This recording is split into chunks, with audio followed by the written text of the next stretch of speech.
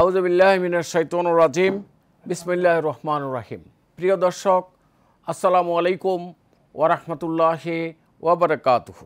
Focus media agency কর্তৃক প্রযোজিত Islamic economics exclusive পাক্ষিক অনুষ্ঠানে আমি আবুল কালাম আজাদ আপনাদেরকে স্বাগত জানাচ্ছি। আজকের আলোচ্য বিষয় বীমা শিল্পের ক্ষেত্রে প্রি ইন্সপেকশন ও সম্ভাব্যতা যাচাই করা প্রসঙ্গে। ব্যাংক ও আর্থিক প্রতিষ্ঠানের বিনিয়োগ হচ্ছে আয়ের মূল উৎস। ব্যাংকের বিনিয়োগ প্রস্তাব অনুমোদনের পূর্বে প্রি ইন্সপেকশন বা সম্ভাব্যতা যাচাই করা হয়। যেহেতু নন লাইফ বিমা কোম্পানিগুলো ব্যাংকের বিনিয়োগের ঝুঁকি গ্রহণ করে থাকে, সেহেতু প্রি ইন্সপেকশন বা সম্ভাব্যতা যাচাইয়ের বিষয়টি বিমার দৃষ্টিকোণ থেকে করা উচিত। প্রি ইন্সপেকশনটা বিমার দৃষ্টিকোণ থেকে করা হয় না বিদায় বিনিয়োগকৃত সম্পদের ক্ষতি হলে বিমা কোম্পানির সাথে ব্যাংকের মতানৈক্য সৃষ্টি হয়। বিষয়টি নিয়ে ব্যাংকগুলোকে চিন্তা করার সময় এসেছে। এই বিষয়ে কথা বলার জন্য স্টুডিওতে উপস্থিত রয়েছেন আল আরাফা ইসলামী ব্যাংক পিএলসি লিমিটেডের সিনিয়র এক্সিকিউটিভ ভাইস প্রেসিডেন্ট এবং হেড অফিস কর্পোরেট শাখার ম্যানেজার জনাব শরীফ চৌধুরী ও বাংলাদেশ সার্ভেয়ার্স অ্যাসোসিয়েশনের সভাপতি, তিস্তা সার্ভেয়ার্সের চিফ সার্ভেয়ার, এফবিসিসিআই জেনারেল বোর্ডের সদস্য জনাব KNM খোরশেদ আলম এবং উপস্থাপনা এবং গ্রন্থনায় রয়েছি আমি আবুল কালাম আজাদ। অনুষ্ঠানটি ইসলামী bank, Bangladesh PLC, national life insurance limited, modern medical college and হাসপাতাল এবং তাকাফুল ইসলামী ইন্স্যুরেন্স পিএলসি এর সহযোগিতায় আয়োজন করা হয়েছে। আসুন আমরা মূল আলোচনা পর্বে চলে আসি। প্রিয় দর্শক, আমি শুরুতেই জনাব শরীফ চৌধুরী সাহেবের কাছে জানতে চাইব, বড় বড় বিনিয়োগ প্রস্তাবে আপনারা কি কি বিষয় যাচাই করে থাকেন? ধন্যবাদ স্যার। অ্যাকচুয়ালি আমরা একটা বড় গ্রাহককে সিলেক্ট করার আগে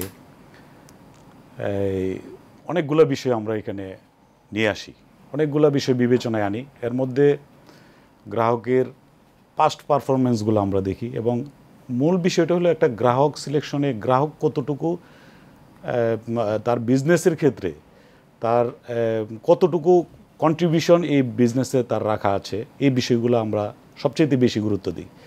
একটা গ্রাহক, একজন গ্রাহক সচরাচর একদিনে কিন্তু একটা বড় গ্রাহক হয় না, অনেক দিনের একটা পরিশ্রম ওনার থাকে। একটা বড় গ্রাহক, একজন বড় গ্রাহক হইতে হলে ওনার দীর্ঘদিনের পরিশ্রমের ফলেই কিন্তু একটা কর্পোরেট ক্লায়েন্ট সৃষ্টি হয় এবং দেশের অর্থনীতিতে বিরাট ভূমিকা তারা রাখে। হাজার হাজার শ্রমিক তাদের এখানে কাজ করে। আমরা মূলত ওনার পাস্ট পারফরমেন্সগুলো দেখি এবং ওনার এই ব্যবসায়িক ক্ষেত্রে উনি আসলে কোন ধরনের বিজনেসটা করতে চাচ্ছে বা করতেছে। ওনার ফ্যাক্টরি, ইন্ডাস্ট্রিজ, উনি কি একটা লিমিটেড কোম্পানি বা একটা প্রোপ্রাইটারশিপ কোম্পানিতে আছে নাকি, এই ধরনের বিষয়গুলো আমরা দেখি এবং তার এই অ্যাকাউন্ট, হিসাব কিতাব, এই সমস্ত বিষয়, ব্যালেন্স শিট, তারপরে তার সিআইভি কালেক্ট করা হয় এবং তার দেশে পরিচিতিটা আমরা দেখি। বিশেষ করে ওনার একজন বড় গ্রাহকের সবচেয়ে বড় ইস্যুটা হলো উনি যদি একজন বড় গ্রাহক হয়ে থাকে তাহলে ওনার প্রিভিয়াস যে রেকর্ডগুলো আছে, ওনার সিএভি দেখি, ট্র্যাক রেকর্ডটা দেখি। ওনার উনি যদি কখনো কোনো কারণে ক্লাসিফাইড হয়ে থাকে তাহলে সিআইভি রেকর্ডে ওনার রিপোর্টে ওনার রেকর্ডটা চলে আসে। তো ভালো গ্রাহক কখনোই সিআইভি বা এই সমস্ত জিনিসগুলা কখনোই খারাপ করে না, ওনার যত কষ্টই হোক উনি রেগুলার রাখে বিজনেস এর স্বার্থে। তো আমরা মূলত একটা ভালো গ্রাহক অনেক আছে দেশে এবং যেহেতু আমি শুরুতেই বলেছি যে গ্রাহকগুলো মূলত অল্প দিনেই কিন্তু একটা বড় গ্রাহক হয় না, ছোটো থেকেই করে, তারপরে আস্তে আস্তে অনেক বড় হয়। তো বাংলাদেশের প্রেক্ষাপটে আমরা আসলে বড় গ্রাহক সিলেক্ট করতে গেলে কয়েকটা বিষয়ের উপরে গুরুত্ব দিই। যেমন তার লেনদেনের ইতিহাস দেখি, বর্তমান আর্থিক অবস্থাটা দেখি, তারপরে লাভজনক ব্যবসায়ের লাভজনকের অবস্থাটা দেখি, তার সক্ষমতা দেখি, ঋণ পরিশোধের সক্ষমতা দেখি, এই সমস্ত বিষয়গুলা এবং বিনিয়োগ প্রকল্পটির দীর্ঘমেয়াদী এটার পরিকল্পনা কি হইতে পারে এবং এটার থেকে যে আর্নিংসটা হয় এই আর্নিংস দিয়ে ওনার ব্যাংকের প্রফিট দেওয়া এবং তার টোটাল বিজনেসের সার্ভিসিংটা উনি করতে পারে কিনা এবং নেট একটা প্রফিট ওনার কতটুকু থাকে, এই বিষয়গুলো আমরা মূলত যাচাই করি। জি জি, ধন্যবাদ জনাব শরীফ সাহেবকে। আমি জনাব বাদল সাহেবের কাছে জানতে চাইব, ব্যাংকের বিনিয়োগের পূর্বে প্রি ইন্সপেকশন এ কি কি বিষয় দেখা উচিত ইন্স্যুরেন্সের দৃষ্টিকোণ থেকে? ধন্যবাদ প্রশ্ন করার জন্য।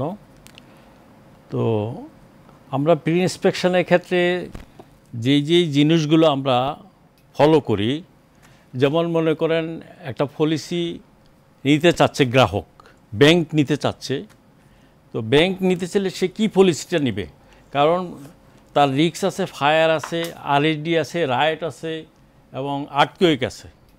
এখন যেই পলিসিগুলি নিবে, যেমন ফায়ার নিল, তো ফায়ারের ক্ষেত্রে রিস্কটা কতটুক, এই বিষয়গুলো আমরা যাচাই বাছাই করি।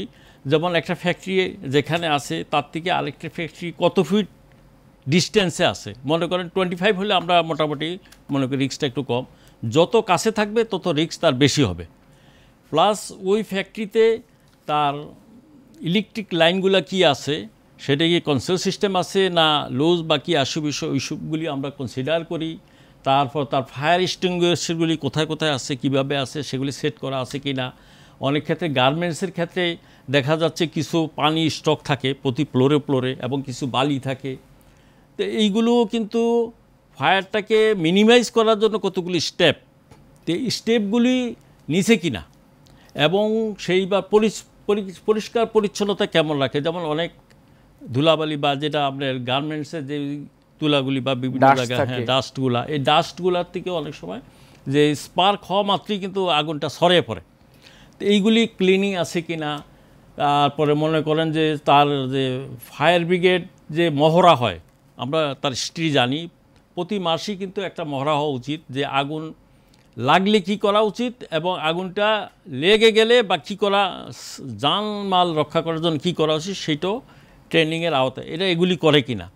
তারপর আবার দেখা যাচ্ছে যে ইলেকট্রিক ওয়্যারিংগুলা আপনি প্রতি মাসে যেটা চেকিং করে কিনা, আমরা বলি এটা পিরিয়ডিক্যাল টেস্ট রিপোর্ট, এগুলি মেনটেন করে কিনা। তো এই সব ক্ষেত্রে যাচাই বাছাই করে আমরা চিন্তা করি যে এই ফায়ারটা কতটুক রিস্ক, মানে পলিসিটা নেওয়া যাবে কিনা। হ্যাঁ, কিন্তু যেটা ফিউর রিস্ক, যেমন ফায়ার, আর্থকুয়েক, তারপর হ্যাঁ আরএসডি, তারপরে আমরা ফ্লাড এন্ড সাইক্লোন, হ্যাঁ, এইগুলো হলো ফিউর রিস্কের। এগুলো আমরা প্রি ইন্সপেকশনের মধ্যে পড়ে এবং এইগুলো আমরা এই রিস্ক, এগুলো কি ব্যাংক এই বিষয়গুলো বিবেচনা আনা উচিত কিনা? হ্যাঁ, অবশ্যই আনা উচিত। বাদল ভাই, বিবেচনা রাখতে আমি আপনার কাছে আবারও আসবো। আমি জনাব শরীফ সাহেবের কাছে জানতে চাইব, ব্যাংকের বড় বড় গ্রাহকের বড় বড় বিনিয়োগের ক্ষেত্রে বিমা কোম্পানিকে আপনারা রিস্কগুলো ট্রান্সফার করেন। জি। তো সেক্ষেত্রে কি কি বিষয়গুলো দেখে আপনারা বিমা কোম্পানি সিলেকশন করেন, এই বিষয়টা একটু বলবেন একটা ব্রেকের পর। প্রিয় দর্শক, ইসলামিক ইকোনমিক্স এক্সক্লুসিভ অনুষ্ঠানে সময় হলো একটা বিরতির, একটু পরেই আসছে, সঙ্গেই থাকুন।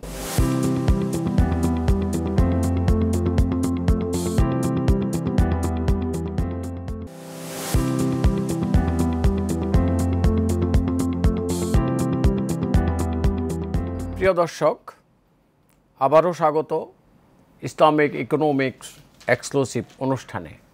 আমরা বিরতির আগে শুনছিলাম জনাব শরীফ চৌধুরী সাহেবের কাছে যে বিমা কোম্পানি সিলেকশনের ক্ষেত্রে আপনারা কোন কোন বিষয়গুলো দেখে থাকেন। ধন্যবাদ। বড় বিনিয়োগের ক্ষেত্রে আসলে সঠিক বিমা কোম্পানি নির্বাচন একটা গুরুত্বপূর্ণ ইস্যু। একেবারে বড় বিনিয়োগ না, ছোট বড় সব ধরনের বিনিয়োগকে নিরাপদ রাখার জন্য একটা বিমা কোম্পানি সিলেকশন একটা ব্যাংকারদের খুবই গুরুত্বপূর্ণ ইস্যু। এখানে কয়েকটা বিষয় এটার উপরে নির্ভর করে। যেমন বিনিয়োগের ঝুঁকিটা যেহেতু বিমা কোম্পানি নিচ্ছে এবং কোনো একটা দুর্ঘটনার জন্য ওই ঝুঁকির এগেইনস্টে কিন্তু ওনাকে একটা বড় ধরনের ক্ষতিপূরণ পরিশোধ করছে গ্রাহককে। সেই জন্য যেহেতু এটা ব্যাংক এবং গ্রাহকের সমঝোতায় মোটামুটিভাবে সিলেকশন করা হয়, সেই ক্ষেত্রে ব্যাংকারদের কর্তব্য একটা ভালো কোম্পানিকে সিলেক্ট করা, যাদের এই ধরনের বিমা দাবি পরিশোধের সক্ষমতা তার কতটুকু এবং মার্কেটে তার রেপুটেশনটা কতটুকু আছে এবং অ্যাকচুয়ালি তাদের ক্রেডিট রেটিং দেখেন কি? ক্রেডিট রেটিং দেখা অবশ্যই দেখা হয়, ক্রেডিট রেটিং দেখা হয় এবং তারা রি ইন্স্যুরেন্স করে কিনা বা ফরেন কোনো ইন্স্যুরেন্সের অ্যারেঞ্জমেন্ট আছে কিনা, এবং প্রিভিয়াস তার ট্র্যাক রেকর্ডও দেখা হয়। অ্যাকচুয়ালি এটা বোঝা যায় মার্কেটে অনেক রকমের ইন্স্যুরেন্স কোম্পানি কিন্তু আছে, এটা বলতে দ্বিধা নাই। আর আমাদের ক্লায়েন্ট যারা আছে সম্মানিত গ্রাহক, ওনারাও কিন্তু একটা জিনিস দেখে কি একটা কমিশনের ক্ষেত্রে একটা বড় ভূমিকা এখানে পালন করে। যেমন আমি একটা উদাহরণ দিই, কিছু কিছু বিমা কোম্পানি আছে যারা কাজের জন্য একটা বিশাল অঙ্কের একটা কমিশন এখানে ক্লায়েন্টদেরকে অফার করে, ক্লায়েন্টদেরকে যে আমরা এত % কমিশন আপনাকে দিব। অ্যাকচুয়ালি ওই বড় অঙ্কের কমিশন নেওয়াটা কিন্তু আমি মনে করি যে এটা একটা বিনিয়োগটাকে আরো ঝুঁকির মধ্যে ফেলে দেয়। আমার কাছে মনে হয়, কারণ হলো আপনি যদি একটা 40-50% বা 60% 65%ও যদি কমিশন ব্যাক করে, যেটা আইনে নাই এবং সরকারের নিষেধাজ্ঞা আছে, সর্বোচ্চ 14.75% মেবি প্লাস মাইনাস কমিশন, এটা যদি দেয় কেউ, না দেওয়ারই প্রভিশন আছে কিন্তু আছে, কিন্তু তারপরও এরকম অফার করে, তাহলে ক্লায়েন্টরা ভাবে যে আসলে এত বড় অফার পাচ্ছি, যেহেতু আমি অল্প টাকায় কমিশন ইন্স্যুরেন্স করতে পারতেছি, ওইটার দিকেই ওনারা ঝুঁকে পড়ে। কিন্তু আমরা যারা সচেতন আছি, আমরা কিন্তু ক্লায়েন্টদেরকে এটা বারবার রিমাইন্ড করি যে আপনারা একটা ভালো কোম্পানির সাথে ইনভলভ হন, কারণ ঝুঁকিটা কিন্তু ওই কোম্পানিটাই নিচ্ছে। সুতরাং আমাদেরকে সিলেকশনের ক্ষেত্রে তাদেরকেই করা উচিত, বড় বড় ভালো কোম্পানিকে, যারা রিপেমেন্ট ক্যাপাবিলিটিগুলো অনেক বেশি। জি, থ্যাংক ইউ। আমি জনাব বাদল ভাইয়ের কাছে আসব। সেটা হচ্ছে যে ব্যাংকের বিনিয়োগকৃত সম্পদ ক্ষতিগ্রস্ত হলে আপনাদেরকে ক্ষতি নিরূপণের জন্য নিয়োগ দেওয়া হয়। আপনারা কি কি বিষয়কে সামনে এনে ক্ষতিটা নিরূপণ করেন? আমরা প্রথমেই যখন আমাদেরকে অ্যাপয়েন্টমেন্ট দেওয়া হয় কোম্পানি থেকে, অনেক সময় হয়তোবা দেখা যায় অফিস আওয়ার নাই, আমাদের ওভার টেলিফোনে বলে, পরে হয়তোবা অ্যাপয়েন্টমেন্ট লেটার ইস্যু করে, আমরা সাথে সাথে সেখানে ঘটনাস্থলে আমরা চলে যাই। তো সেখানে আমাদের দেখার বিষয় হলো যে আমাদের যাওয়ার পূর্বে কোনো পরিবর্তন করছে কিনা, বা কোনো কিছু সরাইছে কিনা বা সংযোজন করছে কিনা, এটা আমরা চোখের দৃষ্টি দিলে আমরা বুঝতে পারি কোনো কিছু হয়েছে কিনা অ্যাজ ইউজুয়াল। তারপরে আমরা প্রথমেই একটা দেখি কোথায় কি অবস্থায় আছে। তারপর আমরা বলি যে আপনাদের ব্যাংক যে আপনাদের যে স্টক রেজিস্টার, গোডাউন হয়ে থাকলে স্টক রেজিস্টারটা আমরা আগে তাকাই যে নেন আমাদেরকে, তাহলে আমরা বুঝতে পারবো ওই দিনের স্টকটা কী পরিমাণ আছে, এবং সেই স্টকটা যে আছে তার গোডাউন ক্যাপাসিটি অনুযায়ী আছে কি না। সেখানে কোনো কোশ্চেন অ্যারাইজ করলে আমরা সেটাকে প্রশ্ন করি, সেটা আমাদের নজরে রাখি। আমরা ইনকোয়ারির ক্ষেত্রে যা যা প্রয়োজন আমরা সেই কাজগুলো করি, এবং পরবর্তীতে দেখা যাচ্ছে যে আপনার সেই অনেক কিছু মাল উদ্ধার হয়ে গেছে, সেগুলিকে পরবর্তীতে লস যেন না হয় সে ব্যাপারে একটা ইনস্ট্রাকশন দেই, সেগুলি যেন উদ্ধার করে এবং সেগুলি যেন মানে রিকন্ডিশন করে আবার যেন সেফ কাস্টডিতে রাখে।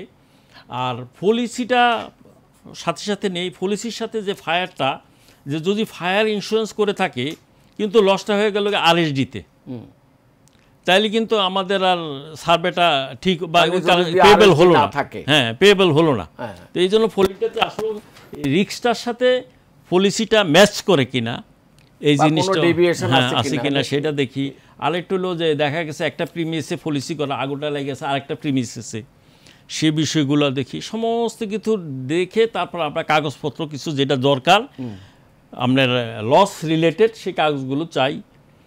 তো চাওয়ার পরে আমরা কিন্তু ওখানে একটা ভালো একটা রিপোর্ট উপস্থাপন করার চেষ্টা করি। জি, থ্যাংক ইউ। আমি আবার আসবো আপনার কাছে। Thank you. আমরা অনেক সময় দেখি ব্যাংকগুলো যে বিনিয়োগ করে কোনো প্রকল্পের মোট মূল্যের উপর বীমা না করে ব্যাংক যে বিনিয়োগটা করে শুধুমাত্র সেটার উপরে ইন্স্যুরেন্স করে। তো এক্ষেত্রে ব্যাংকের বিনিয়োগের ঝুঁকি পুরোপুরি কভার করে না পার্সিয়াল লসের ক্ষেত্রে। তো এটার কারণ কি বলে আপনি মনে করেন? অ্যাকচুয়ালি আমরা যদি দেখি একটা প্রজেক্টের যদি ভ্যালু করি, যে একটা প্রজেক্টের মূল্য কত, টোটাল একটা প্রজেক্ট, সে ধরেন আমার একটা 1000 কোটি টাকার ক্লায়েন্ট আছে, 1000 কোটি টাকা লিমিট, অথবা আমার ব্যাংকের সক্ষমতা অনুসারে সিঙ্গেল পার্টি এক্সপোজার কভার করে এরকম লিমিট নেওয়া একটা ক্লায়েন্ট। কিন্তু ওনাকে আমরা ইনভেস্টমেন্ট করেছি ফান্ডেড বা নন ফান্ডেড এরকম একটা হিসাব আছে, তো ওইখানে 500 কোটি টাকার একটা ইনভেস্ট করলাম। তো এখানে 1000 কোটি টাকার একটা পলিসি করার জন্য আসলে কাস্টমারও ওইরকমভাবে ইন্টারেস্টেড হয় না। কারণ কি এখানে একটা বিষয় আছে, একটা 500 কোটি টাকার যখন একটা পলিসি গ্রহণ করা হয়, এখানে একটা হিউজ পরিমাণ একটা প্রিমিয়াম আসে। বিশেষ করে ভালো ইন্স্যুরেন্স কোম্পানির ক্ষেত্রে এই প্রিমিয়ামের পরিমাণটা অনেক বেশি, যেহেতু এখানে কমিশন দেয় না বা কমিশনের বিষয়টা ক্লায়েন্ট কিন্তু কোম্পানির মালিকদের সাথে অথবা কোম্পানির যারা এজেন্সি আছে ওনাদের সাথে কিন্তু খুব মানে রীতিমতো একটা করেই টাকাগুলার ব্যাপারে ফাইনাল একটা ডিসিশনে আসে। তো এই জন্য ওনারা মনে করে তাৎক্ষণিকভাবে যে আমি এতগুলো টাকা কি কারণে দিব। আর সচরাচর ওনারা আরেকটা জিনিস মনে করে যে আমি একসাথে তো আর এত বড় ক্লেম হয় না, হবে না, এরকম একটা বিষয় কাস্টমাররা মনে করে। এবং যেহেতু একসাথে এতগুলো টাকা চলে যায়, আর ব্যাংক তার বিনিয়োগের অংশটুকু কি মূলত নিরাপদ কিনা এটা দেখার চেষ্টা করে। পরে আমি বাদল ভাইয়ের কাছে জানতে চাইবো যে এক্ষেত্রে আনকাভার্ড অবস্থা যদি পার্সিয়াল লস হয় সেক্ষেত্রে ওনারা ক্ষতি নিরূপণের ক্ষেত্রে কোন পদ্ধতিটা অ্যাপ্লাই করে, আমরা শুনবো আরেকটা বিরতির পর। প্রিয় দর্শক, ইসলামিক ইকোনমিক্স এক্সক্লুসিভ অনুষ্ঠানে সময় হলো আরও একটি বিরতির। ফিরছি কিছুক্ষণ পর, সঙ্গেই থাকুন।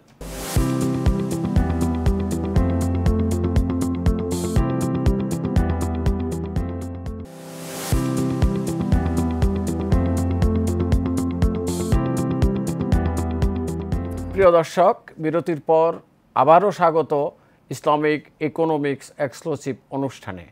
আমরা বিরতির আগে বাদল ভাইয়ের কাছে শুনছিলাম যে আনকাভার্ড অবস্থা যদি পার্সিয়াল লস হয় তাহলে সেক্ষেত্রে ক্ষতি নিরূপণের ক্ষেত্রে আপনারা কোন পদ্ধতি অ্যাপ্লাই করেন? এটা একটা ওয়ার্ল্ড ওয়াইড স্বীকৃতি আছে, কন্ডিশন অফ অ্যাভারেজ। সে মনে করেন আপনার প্রজেক্ট বা স্টক মনে করেন 500 কোটি টাকার স্টক আছে, এখন ইন্স্যুরেন্সটা করছে 200 কোটি টাকা, আচ্ছা একটু বেশি বললাম 200 কোটি, তাইলে এইখানে যে রেশিও সেখানে বিমা গ্রহীতা কিন্তু সে 40% রিস্ক কাভারেজ নিছে, 60% নেওয়া হয়নি, 60% কিন্তু সে আনকাভার্ড অবস্থায় রাখছে।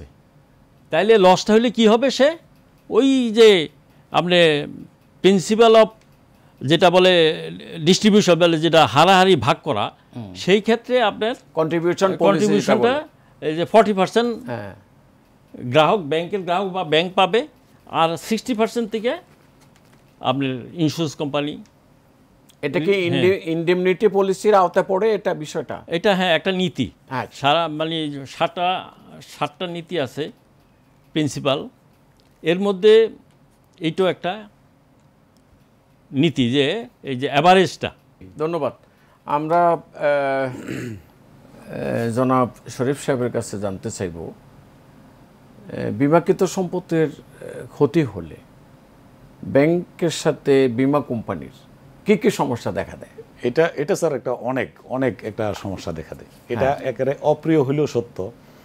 আমরা দেখছি যে কিছু কিছু কোম্পানির ক্ষেত্রে ওনারা একটা বিরাট বড় একটা লিস্ট ধরায় দেয় ব্যাংকারদের কাছে, কাস্টমারের কাছে, এটা দেন ওইটা দেন এটা দেন এটা দেন ওইটা দেন, দিতে দেখা যায় এটা একটা বিশাল একটা সময় পার হয়ে যায়। সেটা সবার ক্ষেত্রে না, সব কোম্পানির ক্ষেত্রে আমি বলতেছি না। ওই যে বললাম না যে সমস্ত কোম্পানিগুলোর কমিশনটা আগেই বেশি দিয়ে দিচ্ছে, ওই সমস্ত কিছু কোম্পানি আছে যাদের ক্ষেত্রে এটা বেশি হয়। একটা দীর্ঘসূত্রিতা এখানের মধ্যে সৃষ্টি হয়। আমার অনেক দিন আমি ব্যাংকিং সেক্টরে আছি, একই ব্যাংকে আছি আলারফাতে। তো আমি দেখেছি যে কিছু সংখ্যক ইন্স্যুরেন্স কোম্পানি আছে সেটেলমেন্টের আগেই একটা অংশ ক্লায়েন্টকে দিয়ে দিয়েছে, সেটেলমেন্টের আগেই। এটা একটা ক্ষতিগ্রস্ত হয়েছে এটা আমি জানি না কিভাবে দেয়, ওনারা দিয়ে দিছে দিতে পারে। কিন্তু আবার এমনও ক্লায়েন্ট আমি দেখেছি যে বিশাল বড় এক লিস্টের পিছনে ঘুরতে ঘুরতে ওনার 6 মাস 7 মাস 1 বছর 1.5 বছর 2 বছর সময় পর্যন্ত চলে যাচ্ছে। হোয়ারেজ আমি এখান থেকে ট্রান্সফারে অন্য ব্রাঞ্চে চলে গেছি, বাট ক্লেম আর সেটেলমেন্ট হচ্ছে না। 5-7 বছরে হয় কিনা সন্দেহ আছে, এরকম অনেক ইতিহাস আছে। এটা একটা দীর্ঘসূত্রিতা। এইগুলোর থেকে আমাদেরকে বের হয়ে আসা উচিত এবং বিমা কোম্পানিগুলোর সুনাম আমি মনে করি যে ফিরে আসবে যদি এরকমভাবে তাৎক্ষণিক কোনো একটা সেটেলমেন্ট করা যায়। কারণ কি ক্লেম উনি কিন্তু প্রিমিয়ামের টাকাটা কিন্তু অ্যাডভান্সে দিয়ে দিচ্ছে এবং অগ্রিমেই আপনারা রীতিমতো জাস্ট যেদিনই ইন্স্যুরেন্স করার কথা বলা হয় সেদিনই কিন্তু আপনাকে পলিসির টাকা দেওয়া হচ্ছে। ইয়েস, কিন্তু আপনি যখন সেটেলমেন্টের সময় আসে তখন কিন্তু আপনাদের কোম্পানি অনেক অনেক অনেক বড় স্যার লিস্ট দেয়, যেটা আমরা বুঝি যে এই লিস্টটা কি কারণে দিচ্ছে, দীর্ঘমেয়াদী করার জন্য আসলে এটা হচ্ছে। এটা উচিত না মনে হয় স্যার। ধন্যবাদ। আমি বাদল ভাইয়ের কাছে একেবারে শেষ প্রশ্ন হিসেবে জানতে চাইব, এই যে আপনি একটা মিডলম্যান হিসেবে, মানে ব্যাংক এবং বীমা কোম্পানির মাঝখানে মিডলম্যান হিসেবে যখন ক্ষতি নিরূপণ করেন, লস অ্যাডজাস্টার হিসেবে, এই দুই বীমা কোম্পানি এবং ব্যাংকে আপনি কি পরামর্শ দেবেন? আমি পরামর্শ দেব, আমরা কিন্তু যখনই আমাদের কাজটা সার্ভেটা কমপ্লিট হয় আমরা কিছু ডকুমেন্টস চাই। ব্যাংক আমাদের মানে রিপোর্ট সংক্রান্ত এমন কোনো রিপোর্ট কাগজ চাবে না, কেউ চায় না এই পর্যন্ত নজির নেই যেটা রিলেটেড না। এখন দেখা গেছে যে একটা লস হলো, যদি গ্রাহক এবং ব্যাংক ভালো মনের হয় তাহলে কিন্তু জিনিসগুলো খুব তাড়াতাড়ি সেটেল হয়। এমনও কেস আছে দেখা গেছে মাল এক্সপোর্ট হয়ে গেছে, সেই সব ডকুমেন্টস দিয়ে ক্লেম সাবমিট করে, তখন আমরা কিন্তু খুব বেকায়দায় পড়তে হয়। এগুলি যাচাই বাছাই করতে পারলে কয়েকবার কাগজ চাইতে হয়। জিনিসটাকে একটা পয়েন্টে আনতে গেলে আমাদের অনেক পরিশ্রম হয়। দেখা গেছে একবার দিল কাগজ, সেটা ফুলফিল হলো না, কারণ তাতে উদ্দেশ্য অনেক সময় খারাপ থাকে যে আমি যেভাবে এটাকে ইয়া করা যায় কোনোরকম ক্লেমটা আনা যায়। আবার উল্টাও তো হয়, হ্যাঁ, যে বীমা কোম্পানি জেনুইন ক্লেম হইলেও দিতে চায় না, ওই যে বললেন এই গরিমসি করে। ধন্যবাদ আপনাদের দুজনকে। আপনাদের কাছ থেকে আমরা ব্যাংক এবং বীমার সম্পর্ক, দাবি পরিশোধ ইত্যাদি বিষয়ে খুব গুরুত্বপূর্ণ আলোচনা শুনেছি এবং এই বিষয়টা কর্তৃপক্ষের দৃষ্টি আকর্ষণ করছি। প্রিয় দর্শক, আজকের আলোচনায় উঠে এসেছে যে ব্যাংক কর্তৃক বিনিয়োগ পূর্ব ইন্সপেকশন করার ক্ষেত্রে ঝুঁকি ব্যবস্থাপনার আলোকে যাচাই বাছাই করা হয় না। ব্যাংক, বীমা এবং সার্ভেয়ার পরস্পর পরিপূরক হলেও বাস্তবে সম্পর্কটা নেতিবাচক। ব্যাংকের বিনিয়োগ সুরক্ষার জন্য বীমা কোম্পানি ও সার্ভেয়ারের ভূমিকা অনস্বীকার্য। ব্যাংক, বীমা কোম্পানি সুসম্পর্কই পারে ব্যাংকের বিনিয়োগের সুরক্ষা নিশ্চিত করতে। এই বিষয়ে সংশ্লিষ্ট সকল মহলের দৃষ্টি আকর্ষণ করছি। অনুষ্ঠান আয়োজনে সহযোগিতা করার জন্য ইসলামী bank Bangladesh PLC, national life insurance limited, Anwar Khan medical college and হাসপাতাল এবং তাকাফুল ইসলামী ইন্স্যুরেন্স পিএলসিকে ধন্যবাদ জানাচ্ছি। এ জাতীয় অনুষ্ঠান সম্প্রচার করার জন্য এশিয়ান টিভি কর্তৃপক্ষকে আন্তরিক ধন্যবাদ জানাচ্ছি। অনুষ্ঠান পরিকল্পনা, গবেষণা ও উপস্থাপনায় ছিলাম আমি আবুল কালাম আজাদ। আগামী পর্বে আবারও দেখা হবে ইনশাআল্লাহ, এই প্রত্যাশা নিয়ে শেষ করছি। আল্লাহ হাফেজ। আসসালামু আলাইকুম ওয়া রাহমাতুল্লাহ।